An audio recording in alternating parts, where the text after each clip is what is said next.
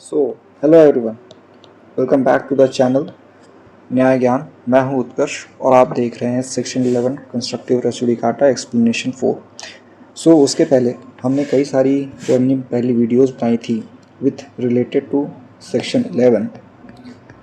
हमने उसमें सेक्शन 11 को प्लस उसके एक्सप्लेनेशन को हमने पूरे अच्छे तरह से डील कर लिया है।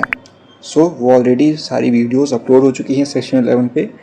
प्लीज़ आप जाइए और उसे चेकआउट करिए वीडियोस को और उसे देखिए, like share and subscribe the videos. आज का जो हमारा एजेंडा है या फिर हम कह सकते हैं कि जो आज का हमारा टॉपिक है वो कंस्ट्रक्टिव रेसिड्यू डाटा को लेकर है। जो हमने प्रीवियस वीडियोस जो सीपीसी की जो हमने बनाई थी उसमें हमने सेक्शन 11 में इस कॉन्सेप्ट को भी हमने डील किया था। बट आई फाउंड कि जो वीडियो है वो करीब 1 घंटे 40 मिनट की है।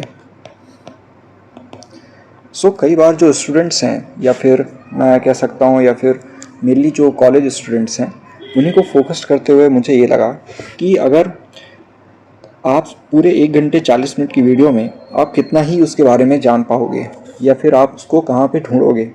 आई find that it is better to upload a video on constructive res डाटा। आज का जो हमारा टॉपिक रहने वाला है that is constructive res data.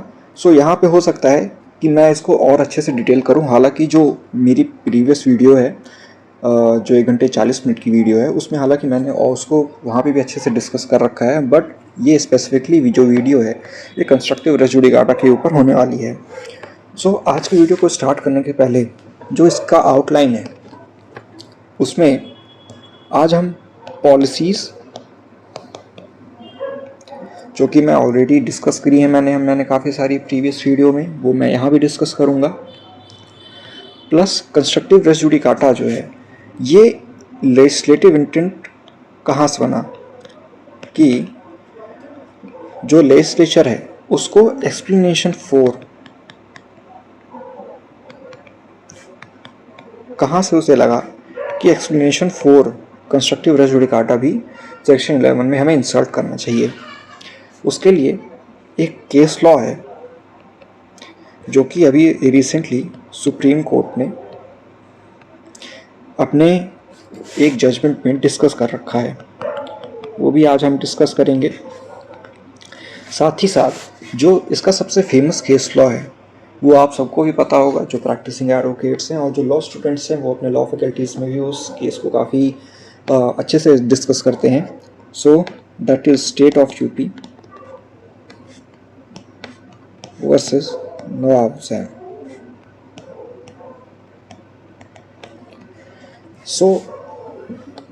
ये केस लॉज हैं जो हम पढ़ेंगे, प्लस साथ ही साथ हम कंस्ट्रक्टिव रेसिड्यू डाटा की प्रैक्टिकल को देखेंगे कि यार ये अप्लाई कैसे करता है, इसका पार्टी कहाँ पे और किस तरह से इसका ऑब्जेक्शन रेज करती है। बिना किसी डिले के अब हम अपने कंस्ट्रक्टिव रेसिड्यू डाटा की ओर बढ़ते हैं, टॉपिक की ओर। जो कंस्ट्रक्टिव रेसिड्यू डाटा है, कंस्ट्रक्टिव का हमें सबसे पहले मीनिंग समझना होगा। देखिए, जो कंस्ट्रक्टिव का मीनिंग होता है वो होता है डीम्ड। इसको समझने के लिए एक एग्जांपल लेते हैं। डीम्ड का जो मीनिंग होता है वो ये होता है मान लेना, दैट इज कि हम मान लिए हैं, डिसमिस हो जाता है, हमने ये मान लिया है कि ये चीज़ हो चुकी है, हम कंस्ट्रक्ट कर रहे हैं इस चीज़ को। अब इसका जो इसी को अगर मैं इंग्लिश में कहूँ so that is which is not real, साथ ही साथ जो बट वी कंस्ट्रक्ट, ये होता है हमारा कंस्ट्रक्टिव रेसिड्यू डाटा। अगर आपने मेरी सीपीसी की वीडियोस देखी होगी तो आपने वहाँ पे मैंने बताया होगा कि रेसिड्यू डाटा का मीनिंग क्या होता है, एंड उसमें जो मेन पैराग्राफ है उसके मैंने जब एसेंशियल्स को डिस्कस किया है वहाँ पे मैंने कैसे बताया है कि वो जो सेम प्रिंसिपल है उसका कंस्ट्रक्टिव रेसिड्यू डाटा भी कैसे अप्लाई करेगा। तो अब इसके पहले देखिए, कई बार क्या होता है कि कोई भी एक जो सूट होता है, दैट इज मान लेते हैं यहाँ पर ए और बी का एक सूट है।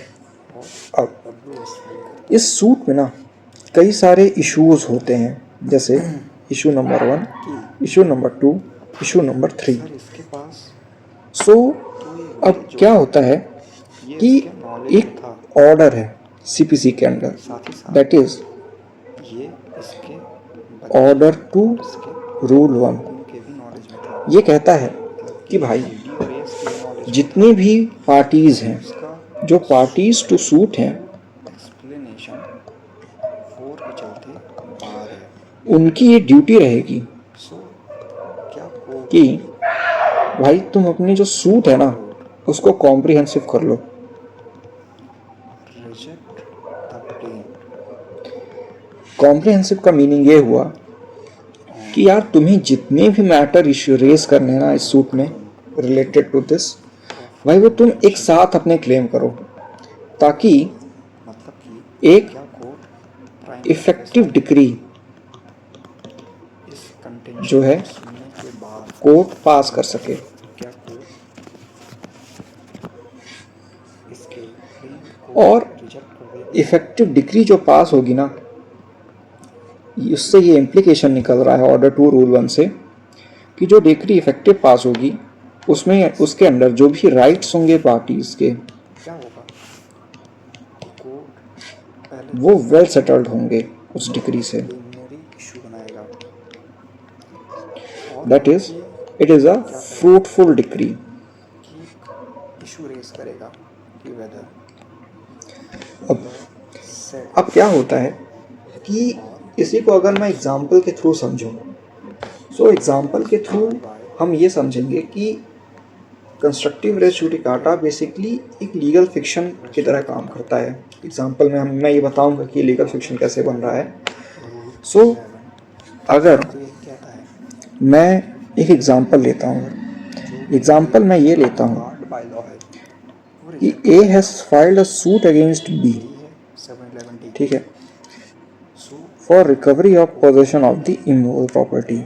ये हाउस है ना। मैंने आपको बता दिया है कि सब्जेक्ट मैटर क्या होता है, टाइटल क्या होता है, मैटर इन इशू क्या होता है। अब ए जो है ये बोलता है ये उस घर की ओनरशिप क्लेम करता है,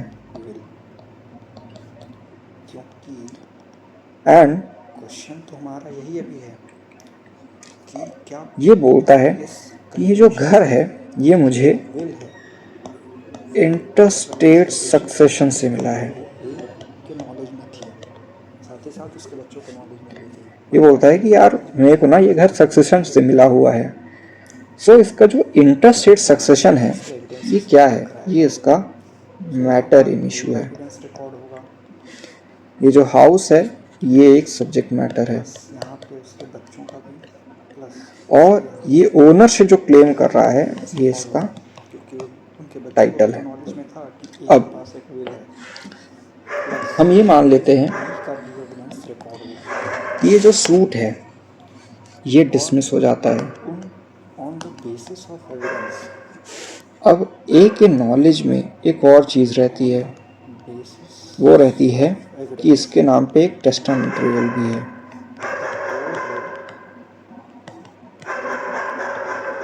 इसको ये याद आता है कि यार एक विल भी बनी थी और उससे ये जो प्रॉपर्टी है, ये जो घर है, वो मेरे नाम पे हुआ था। वो बोलता है कि ये जो घर था ना ये यार मेरे नाम पे हुआ था, पर ये जो टेस्टामेंट्री वाला पॉइंट है ये जो है ए इस सूट में यानी कि इस फर्स्ट सूट में रेज नहीं करता है। अब इसको पता चलता है कि यार मैं तो घर नहीं मैं रेज नहीं कर पाया हूँ ये इशू। अब ये क्या करता है, एक फिर से सब्सिक्वेंट सूट फाइल करता है।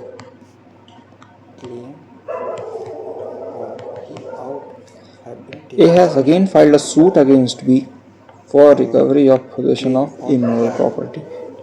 अब ये बोलता है कि जी सर एक तो विल टेस्टामेंट्री भी है मेरे पास, और उसमें ये जो प्रॉपर्टी है ये मेरे नाम पे लिखी गई थी। ये प्रॉपर्टी मेरे नाम पे हो गई थी कि जो इनके वो लेगेटर थे उन्होंने मेरा नाम चढ़ा गया था, उन्होंने मेरा नाम चढ़ाया था इस पे, इस प्रॉपर्टी पे। अब जो बी है ये आके बोलता है, ऑब्जेक्शन रेस करता है कि सर ये जो आया है ए टेस्टामेंट्री लेके अब उठा के आया है, तो बोलता है कि सर ये तो एक्सप्लेनेशन 4 से बाहर होगा। इसका ये तो आप हम सुन ही नहीं सकते हैं, क्योंकि सेक्शन 11 का एक्सप्लेनेशन 4 कंस्ट्रू कर रहा है कि ये जो टेस्टामेंट्री वाली बात है ना, ये ए जो ए का ऑलरेडी डिसाइड हो चुका है। अब यहाँ पे आप लोग कंफ्यूज हो जाओगे थोड़ा सा इस चीज़ को सुनने के बाद कि कंस्ट्रू क्या हो रहा है, ये डिसाइड कैसे बोल रहा है बी कि ये डिसाइड हो चुका है। सो आप एकदम चिल रहो, एकदम से इसको समझो। अब मैं कॉन्सेप्ट्स पे लेके चल रहा हूँ धीरे धीरे आपको। सो अब जो कंस्ट्रक्टिव रेस जुडिकाटा का बेसिक एक प्रिंसिपल होता है वो वर्क करता है on the basis of legal fiction. हम हमेशा एक लीगल फिक्शन क्रिएट करते हैं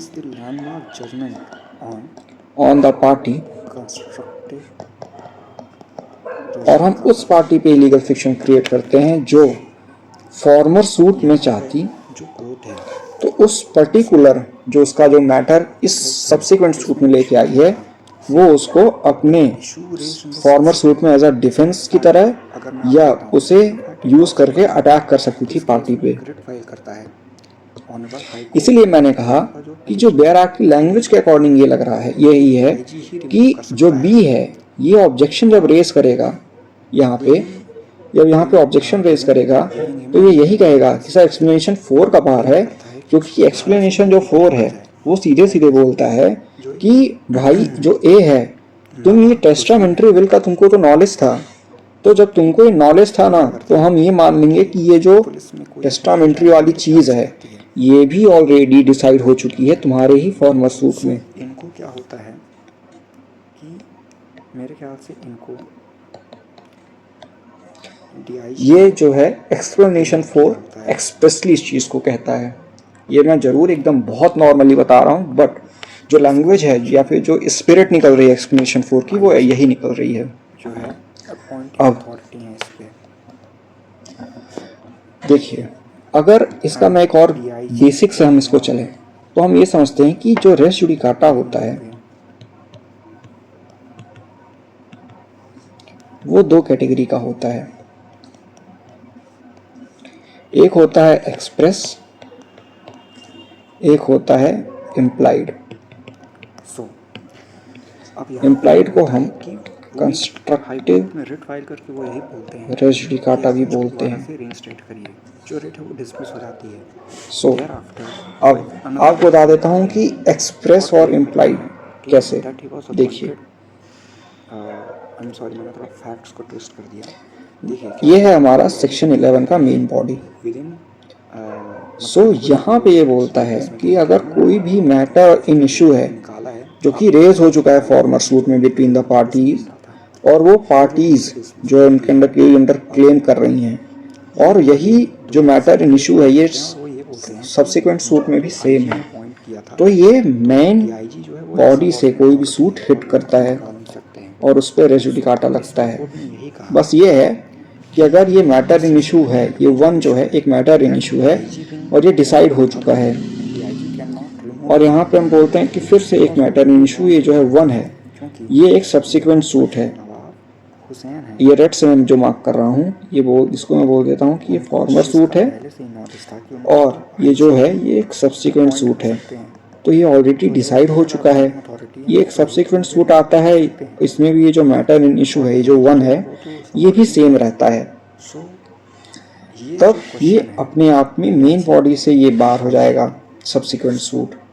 और एक्सप्लेनेशन 4 ये कहता है कि any matter which might and ought to have been made ground of defense or attack in such former suit shall be deemed to have been a matter directly and substantially in issue in such suit।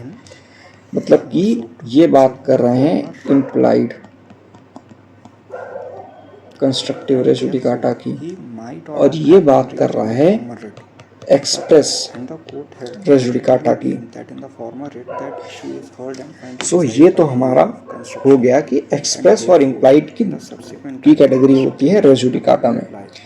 देखिए अब जो आपका constructive res judicata होता है ना, अब क्या होता है कि जब भी whenever,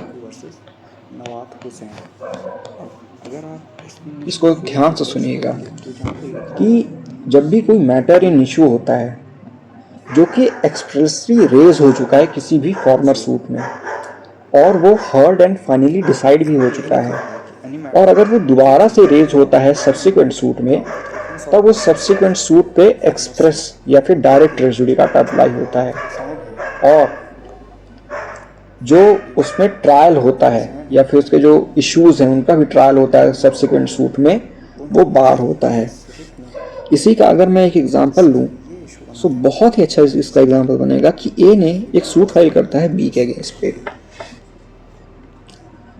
अब मान लीजिए घर के लिए करता है, रिकवरी ऑफ पोजेशन के लिए, ठीक है। अब ये क्या करता है कि यहाँ पे ये इंटरस्टेट सक्सेशन बोलता है, ये सूट हो जाता है डिसमिस। ये जो ए है ये दोबारा से एक सूट फाइल करता है against B for same house. यहाँ पे ये फिर से लेके आता है इंटरस्टेट सक्सेशन, ये मेन बॉडी से हिट करेगा। क्यों? क्योंकि इसका जो मैटर इन इशू है that is intestate succession, it is also same in former suit. यानी कि जो ये सब्सिक्वेंट सूट में इंटरस्टेट सक्सेशन लेके आया है ना, ये ऑलरेडी डिसाइड हो चुका है इसके फॉर्मर सूट में, इसीलिए ये मेन बॉडी से हिट कर जाएगा। अब कई बार ऐसा होता है कि जो कुछ इश्यूज होते हैं फॉर्मर सूट में वो पार्टी के नॉलेज में रहते हैं, और यही ऑर्डर 2 रूल 1 का भी स्पिरिट है कि भाई पार्टी को ना वो जो चीज़ नॉलेज में है, जो मैटर इन इशू है जो उसके नॉलेज में है ना, वो भी तुम साथ ही साथ ले लो। सो इसीलिए कई बार क्या होता है कि पार्टी के कुछ मैटर इन इशू होते हैं जो फॉर्मर सूट अगर है तो कई बार उसके नॉलेज में होते हैं, और अगर पार्टी चाहे तो उसको रेज भी कर सकती थी। अब पार्टी मान लेते हैं कि रेज नहीं करती है जबकि उसकी ड्यूटी थी रेज करने की, सो हम ये मान लेंगे कि जो इशू है वो भी हर्ड एंड फाइनली डिसाइड हो चुका है। दैट इज कि इफ इन एनी सूट और issue which was directly and substantially an issue and whether it was raised or not, it shall be deemed to be heard and finally decided, and if any such suit which was not raised in the former suit but was raised in subsequent suit, constructive res judicata will apply upon such issue। यानी कि अगर कोई suit या issue में जिसमें कोई भी एक मैटर था वो directly and substantially an issue था, अब भले वो रेस किया गया रहा हो या ना रेस किया गया रहा हो, अब हम यहाँ पे ये बोल रहे हैं कि वो रेस नहीं किया गया, क्योंकि अगर रेस किया गया है तो सब्सिक्वेंट सूट में तो वो ऑटोमेटिक ही बार है। तो मैं यहाँ पे ये बोल रहा हूँ कि एक मैटर इन इशू था जो कि रेज नहीं किया गया पार्टी के द्वारा, सो हम ये मान लेंगे कि भाई जो तुमने नहीं रेज किया है ना, बाय वर्च्यू ऑफ एक्सप्लेनेशन 4 हम ये मान लेंगे कि जो इशू को तुमने रेज नहीं किया है, जिस मैटर इन इशू को, हम ये मान लेंगे कि वो हर्ड एंड फाइनली डिसाइड हो चुका है। और अगर तुम कोई भी एक ऐसा इशू जो है अगर नहीं रेज करते हो फॉर्मर सूट में पर अब तुम सब्सिक्वेंट सूट में उसको जाके रेज करते हो, सो हम ये मान लेंगे कि एक्सप्लेनेशन 4 का तुम पे बार लगेगा और तुम्हारे ऊपर कंस्ट्रक्टिव रेस जुडिकाटा अप्लाई कर जाएगा उस इशू पे। जैसे कि मेरे गिवन एग्जाम्पल में एक फॉर्मर सूट है, यहाँ पर ए और बी का एक सूट था, यहाँ पर इंटरस्टेट सक्सेशन इसमें तो लिखा है सूट एक इशू, क्या था, मैटर इन इशू था। पे कैसे अप्लाई हो रहा है देखिए। अब ये मैं ब्लैक से जो लिख रहा हूँ इसको आप ये मानो कि ये नॉलेज में है एक दैट इज दरियाव एक विल, पर ये लेकर नहीं आता है स्टेट ऑफ कोर्ट में, यूपी। ये नहीं आता है, इसका सूट डिसमिस हो जाता है। यहाँ पे सुप्रीम कोर्ट ने यही हेल्ड किया था। अब एक सब्सिक्वेंट सूट फाइल होता है विल अप्लाई अगेन ए और बी का। यहाँ पे अब ये यहाँ पर विल लेके आता है कर देता हूँ कि और बी बोलता है एक्सप्लेनेशन 4 लगेगा तुम पे, ऑन द रिट्स आल्सो तुम अब ये मैटर नहीं उठा सकते हो क्योंकि सेम घर है यहाँ पे। और द वेरी ब्रॉड प्रिंसिपल्स मतलब कि सेक्शन 11 की सारी कंडीशन फुलफिल हो रही है तुम पे, प्लस एक्सप्लेनेशन 4 के अकॉर्डिंग तुम्हारा ये जो विल वाला मैटर है ये भी ऑलरेडी डिसाइड हो चुका है। क्यों? क्योंकि एक्सप्लेनेशन 4 यही तो बोल रहा है कि अगर कोई मैटर इन इशू था जिसे तुम रेस कर सकते थे पर तुमने उसे रेस किया नहीं है तो हम ये मान लेंगे कि वो मैटर इन इशू भी जो है डिसाइड हो चुका है अपने आप में, और तुम अब एक उसके बेसिस पे सब्सिक्वेंट सूट नहीं डाल सकते हो। अब इसके पीछे पॉलिसी क्या है देखिए। पॉलिसी की जब भी अगर मैं बात करूं सो कंस्ट्रक्टिव रेस जुडिकाटा की देखिए पॉलिसी जो है वो इक्विटी पे बेस्ड है, यानी कि इक्विटी बस नहीं है, equity, justice, good conscience, offer करते हैं कि जो ये ए है एंड रीजनेबलनेस। इसको प्रेजेंट इन द सेंस इसको प्रोड्यूस करिए, प्रोड्यूस द बॉडी।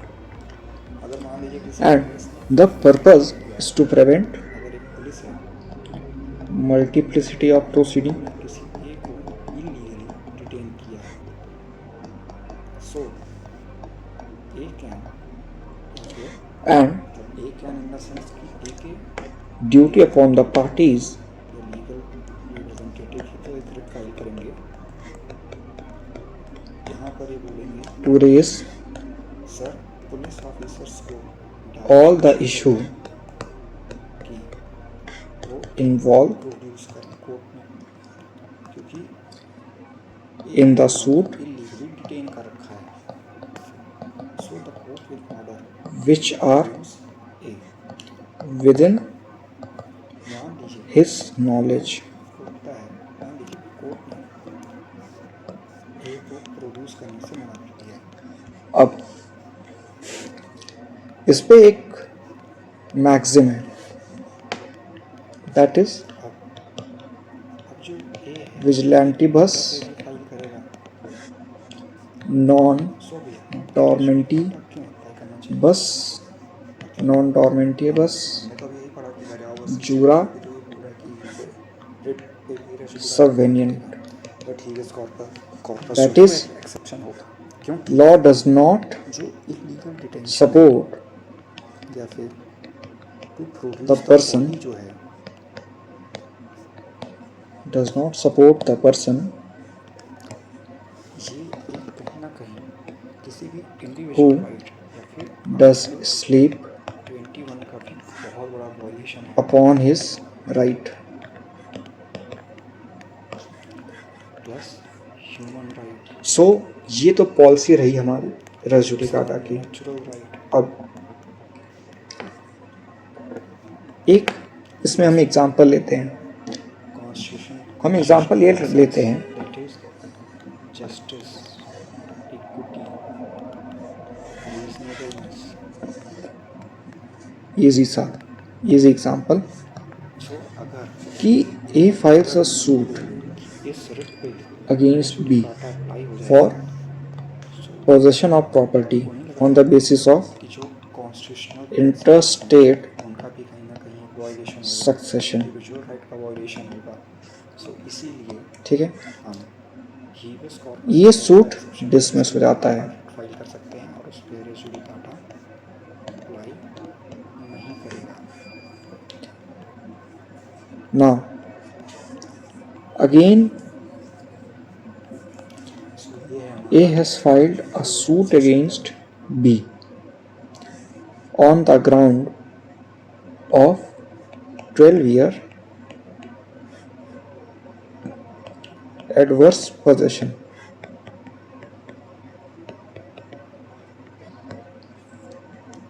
अब इस पे हमें ये डिसाइड करना है कि रेस जुडिकाटा अप्लाई करेगा कि नहीं करेगा। ठीक है, अब इसका आंसर निकालते हैं अपन। सो ए ने एक सूट फाइल किया है बी के अगेंस्ट पे इंटरस्टेट सक्सेशन के बेसिस पे, और इसका ये जो पहला सूट है ये डिसमिस हो गया। ठीक, फिर से एक सूट फाइल किया बी के अगेंस्ट पे। अब यहाँ पे ये एडवर्स पोजीशन क्लेम कर रहा है 12 ईयर कि मैं 12 साल से इस पर्टिकुलर घर में रह रहा हूँ। अब इसमें मैटर इन इशू पहले सूट में इंटरस्टेट सक्सेशन है,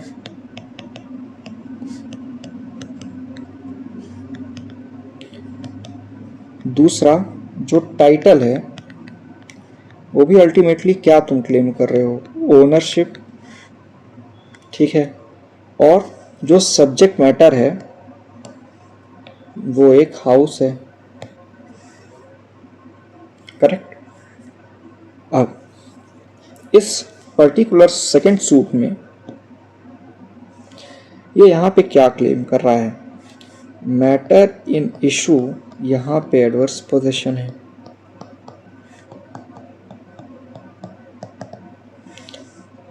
और जो यहाँ पे इसका टाइटल है वो भी तो ओनरशिप है।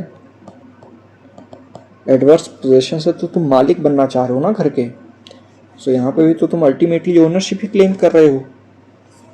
और जो तुम्हारा सब्जेक्ट मैटर है वो भी हाउस ही है, सेम हाउस जो कि तुम्हारा पहले सूट में भी था, फॉर्मर सूट में। सो अब ए को ये बात का तो भाई नॉलेज था ही कि मैं इस सन से, इस ईयर से मैं रह रहा हूँ जो है इस मकान में। तो तुमको तो पता था कि भाई मैं तो 12 साल से रह रहा हूँ, तो ये एडवर्स पोजीशन होना चाहिए मेरा, तो अब मैं इस घर का मालिकाना हक मेरे को मिल गया। सो मैटर इन इशू, यहाँ पे आप ये चीज़ देखो, मैटर इन इशू दोनों सूट में डिफरेंट है, बट अल्टीमेटली एक्सप्लेनेशन 4 के चलते तुम्हारा ये सेकंड सूट में ये हर्ड एंड फाइनली डिसाइड हो चुका है।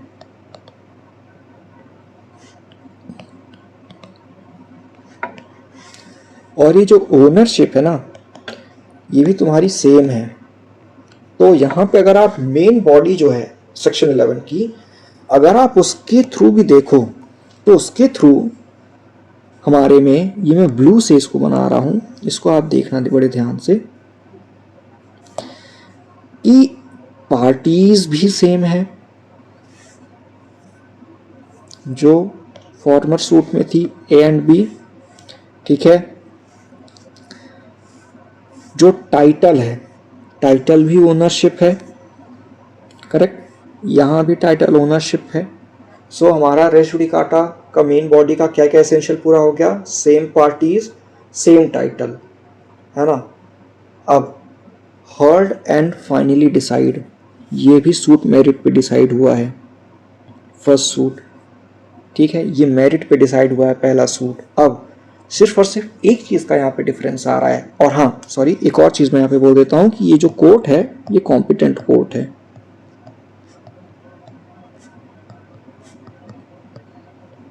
ना। सो यहाँ पे आप देखो, parties same, title same, subject matter भी सेम। ठीक है, कॉम्पिटेंट कोर्ट भी। Now the only difference is this interstate succession and this adverse position, ये दोनों डिफरेंट हैं। बट इसी को हमें प्रोटेक्ट करने के लिए जो है एक्सप्लेनेशन 4 आता है बी को, और वो यही बोलता है ये जो सब्सिक्वेंट सूट में मैटर इन इशू है, ये तुम चाहते तो इसको तुम पहले सूट में ले जाकर भी क्लेम करते, और अगर तुमने नहीं क्लेम किया है तो तुम पे कंस्ट्रक्टिव रेस जुडिकाटा अप्लाई कर जाएगा और ये जो सूट है ये बाहर हो जाएगा, इसका सब्सिक्वेंट सूट ए का। अब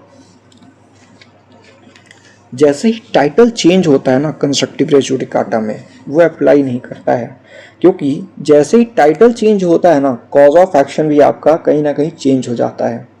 जैसे कि अगर मैं ये कहूँ कि जैसे मेरा टाइटल, अगर मैं कहूँ कि मैं पहले सूट में एज अ टेनेंट की तरह क्लेम कर रहा था, मैं टेनेंसी राइट को लेके था, बट सब्सिक्वेंट सूट में मैं ओनरशिप ऑफ क्लेम कर रहा हूँ, है ना। तो ये जो है, ये जैसे ही मेरा टाइटल चेंज हुआ तो मेरा कॉज ऑफ एक्शन भी चेंज हो गया। सो इसीलिए मैंने कहा कि जैसे ही टाइटल आपका चेंज होगा ना, वैसे ही आपका जो सूट है, वैसे ही आपका सब्सिक्वेंट सूट जो है सेक्शन 11 से हिट नहीं करेगा, जैसे ही आपका टाइटल चेंज हो जाएगा। अब कंस्ट्रक्टिव रेस जुडिकाटा में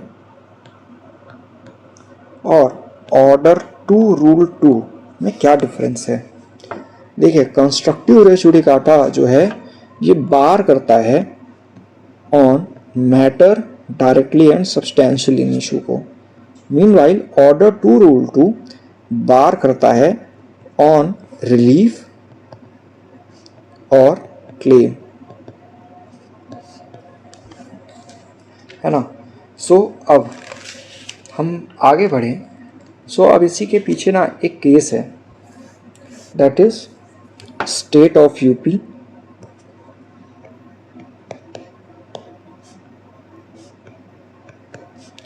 वर्सेस नवाब हुसैन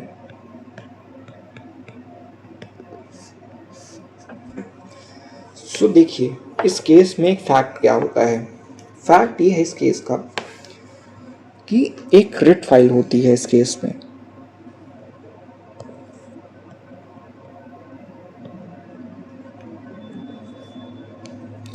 सो इस केस में क्या होता है कि एक रिट फाइल होती है, यहाँ पे मैं बनाता हूँ इसे। सो यहाँ पे ऐसे लिखते हैं कि इस केस में एक रिट फाइल होती है, ठीक है, हाई कोर्ट में। और यहाँ क्या होता है, जो पिटिशनर होता है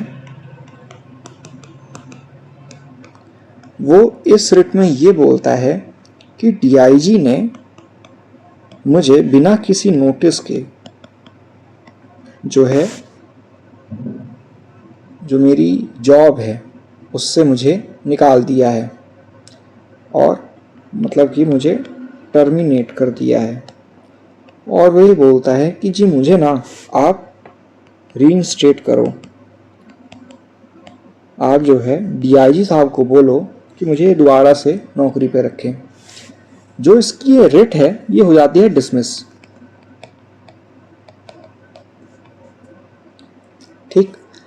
अब ये क्या करते हैं पिटिशनर साहब, ये दोबारा से एक रिट फाइल करते हैं कोर्ट में, रिट 2, ठीक है। और अभी बोलते हैं, क्लेम करते हैं कि जी उनको ना आईजी ने अपॉइंट किया था पिटिशनर साहब को, है ना, मतलब कि जो इनकी अपॉइंटिंग अथॉरिटी आईजी थे। तो जब आईजी ने मुझे अपॉइंट किया तो आईजी साहब ही जो है पिटिशनर को निकाल सकते हैं, टर्मिनेट कर सकते हैं। और ये जो डीआईजी है, ये डीआईजी साहब जो है सबऑर्डिनेट अथॉरिटी हैं, और जो कि मुझे डीआईजी साहब रिमूव नहीं कर सकते हैं।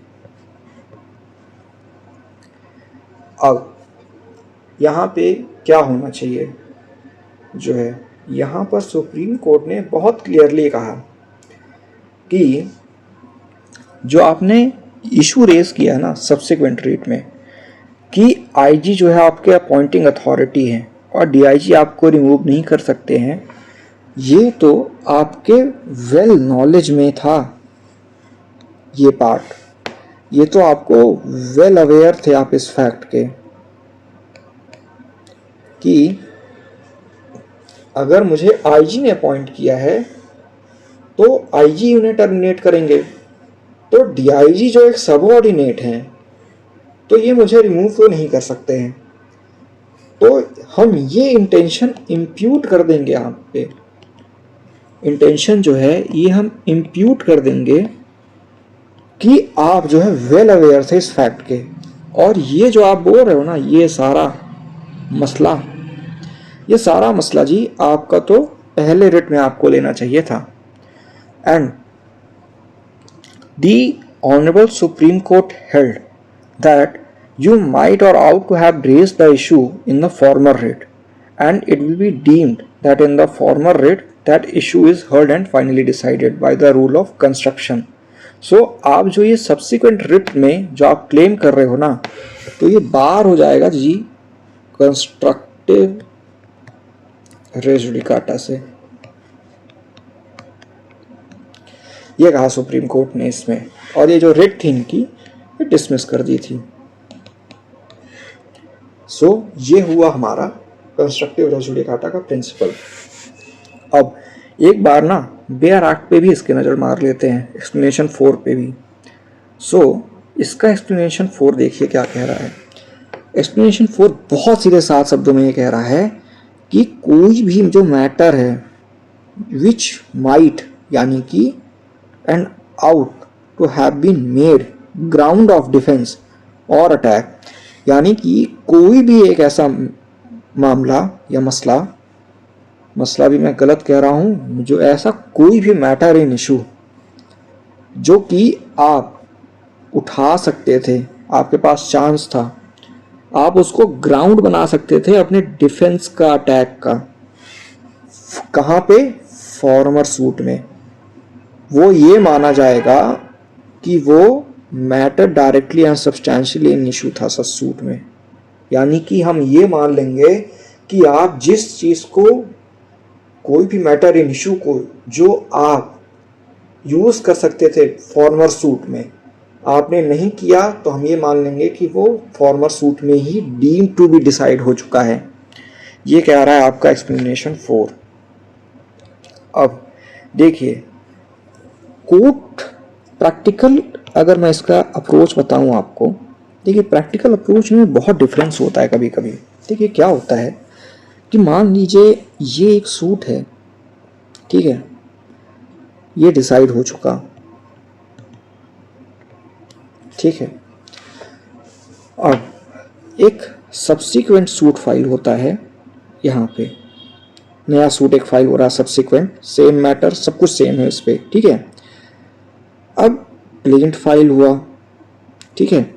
अब यहाँ पर क्या होता है, चलिए एक एग्जांपल लेते हैं, वो ज़्यादा अच्छा समझ में आएगा इससे। देखिए यहाँ पर फर्स्ट सूट है, मान लीजिए सब सारा सेम है। सेकंड सब्सिक्वेंट सूट जो है ना, एक सूट फाइल करता है बी के अगेंस्ट पे।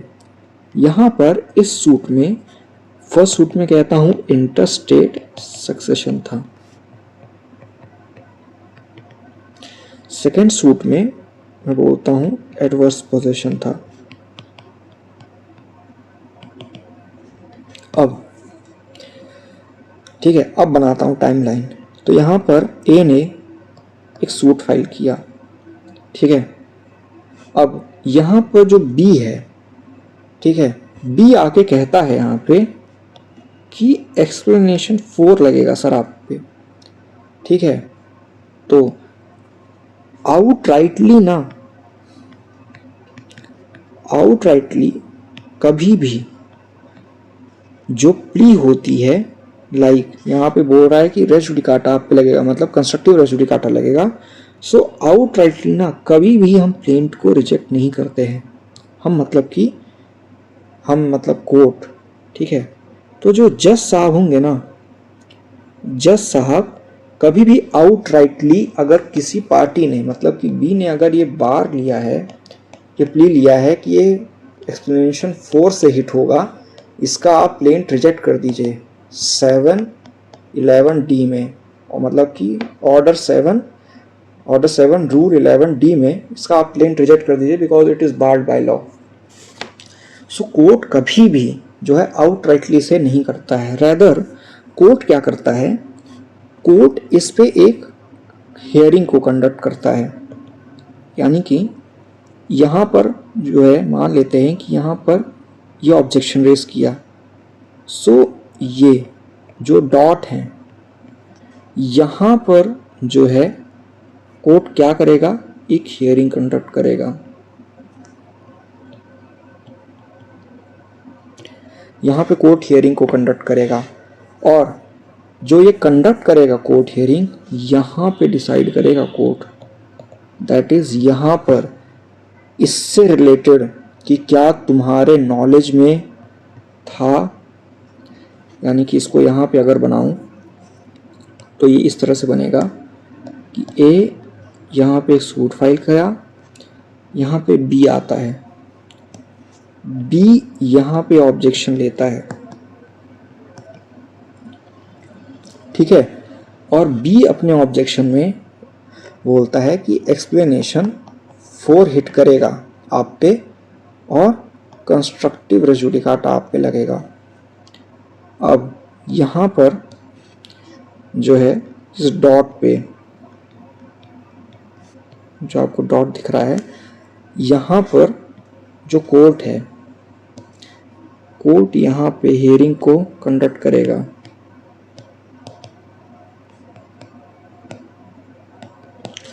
और जो कंडक्ट होगी हियरिंग, यहाँ पे कोर्ट कुछ एविडेंसेस रिकॉर्ड करेगा। एविडेंस क्या रिकॉर्ड करेगा, ये नहीं है कि पूरे सूट का रिकॉर्ड करेगा एविडेंस, वो एविडेंस सिर्फ इस चीज का रिकॉर्ड करेगा कि क्या whether a has knowledge of adverse position.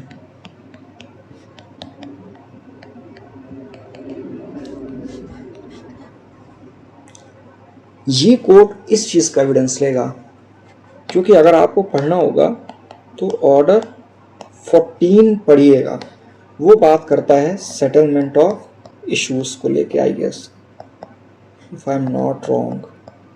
और वहाँ पे कोर्ट बोलता है कि कोर्ट चाहे तो प्रीलिमिनरी इशू बना सकता है और साथ में मेरिट के इशूज बना सकता है, और दोनों को चाहे एक साथ डिसाइड कर सकता है फाइनल में, या फिर पहले प्रीलिमिनरी को डिसाइड कर ले और उसके बाद मेरिट्स वाले केस को बाद में रिकॉर्ड करे। सो ये कोर्ट का डिस्क्रिशन है। सो बट मैंने आपको इस तरह ये आसान में बताया है कि ये कोर्ट हियरिंग कंडक्ट करेगा, एविडेंस रिकॉर्ड करेगा, सिर्फ और सिर्फ कितना एविडेंस रिकॉर्ड करेगा कि क्या ए को नॉलेज था कि उसके पास एडवर्स पोजीशन भी है, एक ग्राउंड जो है क्लेम करने का। और जब कोर्ट को ये पता चलेगा, देन इसको मैं मिटा रहा हूँ, ठीक है, और अगर कोर्ट को पता चलता है यहाँ पे कंडक्ट करने के बाद कि हाँ ए को नॉलेज तो था, देन जो इसका प्लेंट है वो रिजेक्ट हो जाएगा और हम कहेंगे कि तुम्हारा जो सूट है वो barred by constructive res judicata है। So this is the process of constructive res judicata और ये इसकी प्रैक्टिकलिटी है इन द कोर्ट। अब एक केस है, उसे मैं डिस्कस करना चाहता हूँ आप लोगों के साथ। 2024 का केस है, ऑनरेबल सुप्रीम कोर्ट का, 2 जज बेंच का है, आई गेस। सो केस का नाम है CELIR limited liability partnership LLP versus mister Sumatra Prasad Bafna and others, और इसका सिविल अपील नंबर है 5542 5543 of 2023, and this is 2024 Supreme Court, and this is a reportable judgment. Now देखिए, और ये जो कॉपी पेस्ट है, this credit goes to Live Law, and I literally मैं बहुत लाइव लॉ को वो देना चाहूँगा इसका श्रेय कि उन्होंने एक समरी इसकी प्रिपेयर की थी अपने ऐप पे, सो मैं वही आपको यहाँ पे बताने जा रहा हूँ। और जजमेंट में भी आप अगर पेज नंबर 81 से आप जाएंगे 80 ऑनवर्ड से, तो वहाँ पे भी आपको जो कंस्ट्रक्टिव रेज़ जुडिकाटा के बारे में भी आपको मिल जाएगा। सो यहाँ पर क्या हुआ कि सुप्रीम कोर्ट ने रिसेंटली एक्सप्लेन किया हेंडरसन प्रिंसिपल। अब जो मैंने आपको बताया था ना शुरू के वीडियो में, मैंने आपको कहा था कि भाई res judicata, constructive res judicata explanation 4 में लेजिस्लेचर ने क्यों डाला, कहाँ से आया। सो एक केस हुआ था हेंडरसन वर्सेस हेंडरसन 1843 में। सो आप ये कह सकते हो हेंडरसन वर्सेस हेंडरसन जो केस है, ये केस है जो कंस्ट्रक्टिव रेस जुडिकाटा का एक तरह से जूरिस्प्रूडेंशियल है कि जो इवोल्यूशन है कंस्ट्रक्टिव रेस जुडिकाटा का हमारे सेक्शन 11 एक्सप्लेनेशन 4 में, वो हेंडरसन वर्सेस हेंडरसन के यहाँ से आता है। सो यहाँ पर सुप्रीम कोर्ट ने, ऑनरेबल सुप्रीम कोर्ट ने हेंडरसन केस को जो है एक बार फिर से एक्सप्लेन किया था, जो कि हमारा पैरेलली एक्सप्लेनेशन 4 है constructive res judicata of section 11। So यहाँ पे क्या हुआ था कि हेंडरसन वर्सेस हेंडरसन केस में की जो डॉक्ट्रिन थी, इसने सजेस्ट किया था कि that all the issues arising in the litigation out of the same subject matter must be addressed in a single suit. The doctrine bars relitigating issues that could और should have been raised in the prior proceeding. So यहाँ पर आप देखो तो ये जो लिखा है ना, all issues arising in the litigation out of the same subject matter must be addressed in single suit. So आपको ये ऑर्डर 2 रूल 1 का भी एसेंस आपको यहाँ पे दिखा, प्लस यहाँ पे जो आगे लिखा है कि the doctrine bars relitigating issues that could और should have been raised in a prior proceeding, और ये आपको दिखता है एक्सप्लेनेशन 4 ऑफ सेक्शन 11। नाउ अब in Henderson versus Henderson, English Court of Chancery speaking through Sir James Wigram held that where a given matter becomes the subject of litigation and the adjudication of a court of competent jurisdiction, the parties so litigating are required to bring forward their whole cases। यानी कि कोई भी किसी भी given subject matter में या litigation में अगर एक बार कोई भी चीज़ जो है एडजुडिकेट हो जाती है by court of competent jurisdiction, तो पार्टीज जो लिटिगेट कर रही हैं उस केस में, उनकी ड्यूटी है कि भाई तुम सारे के सारे अपने मैटर उस होल केस में कर दो। यहाँ पे ऑनरेबल सुप्रीम कोर्ट ने ये कहा कि once the litigation has been adjudicated by a court of competent jurisdiction, the same parties will not be permitted to reopen the list, that is list means case, in respect of issues which might have been brought forward as a part of the subject in contest but were not, irrespective of whether the same was due to any form of negligence, inadvertence, accident or omission. It was further held that the principle of res judicata applies not only to point upon which the court was called upon by the parties to adjudicate and pronounce a judgment, but to every possible or probable point or issue properly belong to the subject of litigation and the parties out to have brought that at the same time। यानी कि एक बार अगर कोई जो litigation है अगर वो settle हो चुका है कॉम्पिटेंट कोर्ट से, तो सेम पार्टीज को ये दोबारा से परमिशन नहीं दी जा सकती कि आप आओ अपना दोबारा से जो केस है उसको ओपन करो और आप दोबारा से अपने जो क्लेम है उनको दोबारा से लाओ, उनको दोबारा आप कॉन्टेस्ट करो, इररिस्पेक्टिवली कि आप भले ही आपके पार्ट पे कोई नेग्लिजेंस थी, इनएडवर्टेंस था मतलब कि लैक ऑफ अवेयरनेस थी, या फिर कोई एक्सीडेंट था यानी कि मिसफॉर्च्यून टाइप सा कुछ, या फिर ओमिशन आपने किया है। और ये कहा कोर्ट ने कि जो प्रिंसिपल ऑफ रेस जुडिकाटा है ये सिर्फ और सिर्फ ऐसा नहीं है कि जो पार्टीज एडजुडिकेट करेंगी सिर्फ उन्हीं पे लगेगा, ये उन सारे मैटर्स पे लगेगा कि जिसे पार्टी वो ला सकती थी उस फॉर्मर सूट में। ये जो रीसेंट केस है आप इसको अपने आंसर शीट्स में ज़रूर इनकलकेट करिएगा। और जो हेंडरसन वर्सेस हेंडरसन केस है आप उससे भी प्लीज़ ये बताइएगा। आपके जो मार्क्स हैं या और जो आपके सेमेस्टर एग्ज़ाम है यहाँ पे आप बहुत ही अच्छे से स्कोर करोगे अगर कोई ऐसा टॉपिक आता है तो। आगे बोलते हैं कि the court said that their failure to raise these issue in earlier proceeding precluded from re-litigating the same or related claim in new proceeding under the principle of constructive res judicata or Henderson doctrine. Referring to the various authorities where the Supreme Court approved the Henderson doctrine, the court observed as follows. From the above exposition of law, it is clear that the Henderson principle is the core component of broader doctrine of abuse of process, aimed at enthusing in the parties a sense of sanity toward judicial adjudication and determination. यानी कि supreme court ने honourable supreme court ने बहुत सारे judgements को site किया और वो कुछ जो जजमेंट्स हैं वहाँ से जो है हेंडरसन डॉक्ट्रिन का अप्रूवल दिया गया था। एंड उन्होंने ये कहा कि ये बहुत ही क्लियर कट है कि जो हेंडरसन प्रिंसिपल है ये अब्यूज़ ऑफ प्रोसेस जो होता है कोर्ट का, कि कोर्ट के प्रोसेस को हम अब्यूज़ करेंगे, सो कहीं ना कहीं हेंडरसन प्रिंसिपल उस रिस्पेक्ट में बचाता है, पार्टीज़ को भी बचाता है और कोर्ट को भी बचाता है उनके अननेसेसरी वेस्टेज ऑफ टाइम को लेके। और आगे कोर्ट ने कहा कि it ensure that litigant are not subjected to repetitive and vexatious legal challenge, as it courts the principle stipulate that all claim and issues could and should have been raised in earlier proceeding are barred from being raised in subsequent litigation except in exceptional circumstances. So court ने ये कहा कि जरूरी ये court किसके favour में तो है ही है, प्लस साथ ही साथ जो है ये लिटिगेंट्स को इंश्योर करता है कि उनके साथ साथ जो दोबारा से जो उनको कोर्ट में आना पड़ रहा है बाय पार्टीज़, एक बार कोई इशू डिसाइड हो गया, फिर से तुम्हारे पास कोई नॉलेज में है, फिर से तुम लेके आ रहे हो, तो ये बार बार पार्टी को जो है हरासमेंट ना हो पार्टी का। इसीलिए हेंडरसन प्रिंसिपल और जो इसी का पैरेलल है हमारा कंस्ट्रक्टिव रेस जुडिकाटा, ये इन्हीं को प्रोटेक्ट करता है।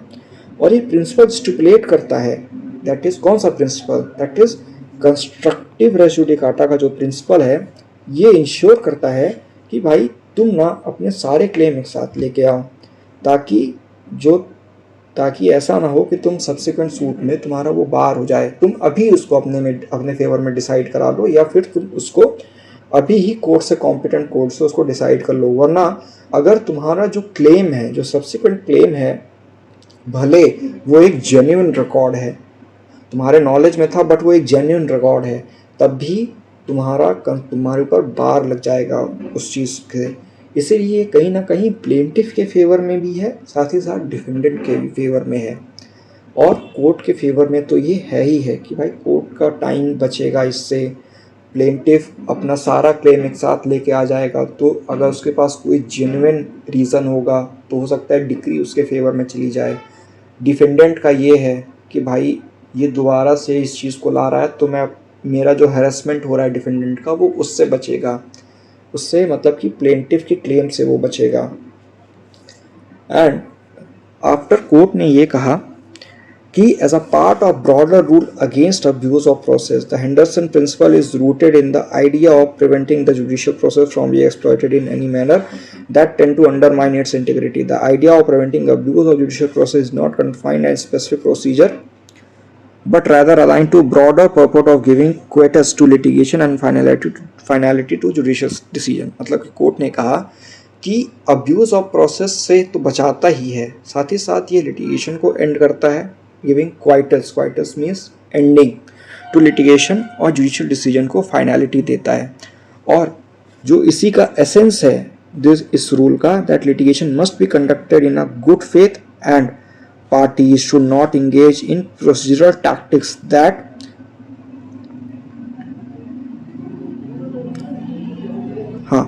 prolong litigation, undermine outcome of such litigation. It is not rigid rule but a flexible principle to prevent oppressive, unfair और detrimental litigation. So यहीं पे सुप्रीम कोर्ट ने कहा कि इस रूल का जो एसेंस है ये गुड फेथ के साथ है, दैट इज पार्टीज इसको with due care and attention के साथ करें। साथ ही साथ जो लिटिगेशन है जो अंडरमाइन हो रहा है, पार्टीज इसको कहीं ना कहीं जो है अपने सारे क्लेम को एक साथ लेकर आएँ, और ये साथ ही साथ एक फ्लेक्सिबल रूल है, प्रिंसिपल है, जहाँ पे जो डेट्रीमेंटल लिटिगेशन है उससे ऑप्रेसिव जो होता है उससे पार्टीज़ को बचाए। So this is the case. आप इस केस को प्लीज़ अपने आंसर शीट में ज़रूर इनकलकेट करना, आपको बहुत ही पॉइंट मिलेंगे। सो ये रहा हमारा video with respect to constructive res judicata। I hope आपको ये वीडियो बहुत ही पसंद आएगा एंड मैं आशा करता हूँ कि आप इस वीडियो को ज़रूर लाइक, शेयर एंड सब्सक्राइब करेंगे और प्लीज़ कमेंट करके बताइए कि हम और क्या क्या ऐसा कर सकते हैं कि जिससे जो हमारी टीचिंग है, टीचिंग तो मैं नहीं कह सकता, बट जो हम कंटेंट लेके आते हैं, जो हम समझते हैं और आपको भी जो हम समझाते हैं, सो हम उसमें और क्या बेटर इम्प्रूवमेंट कर सकते हैं। और प्लीज़ कमेंट करिए कि और कौन से ऐसे टॉपिक्स हैं जो हमें डिस्कस करना चाहिए और उन्हें आप तक पहुंचाना चाहिए। और इससे के साथ साथ मैं मिलता हूं आपसे नेक्स्ट वीडियो में। और प्लीज़ जो है आप इस चैनल को प्लीज़, अगर आप नए हो तो इसे आप लाइक, शेयर एंड सब्सक्राइब करो, और अगर आप हमारे सब्सक्राइबर ही हो सो प्लीज़ इसको शेयर करिए वीडियो को और लाइक करिए। और प्लीज़ कमेंट सेक्शन में जो नए सब्सक्राइबर हैं वो भी, और जो ऑलरेडी सब्सक्राइब्ड हैं वो प्लीज़ कमेंट करके बताइए कि हम इम्प्रूवमेंट्स के लिए अपने क्या क्या कर सकते हैं और कौन से ऐसे टॉपिक्स हैं जो हमें कवर करना चाहिए। सो मिलते हैं नेक्स्ट वीडियो में। जय हिंद।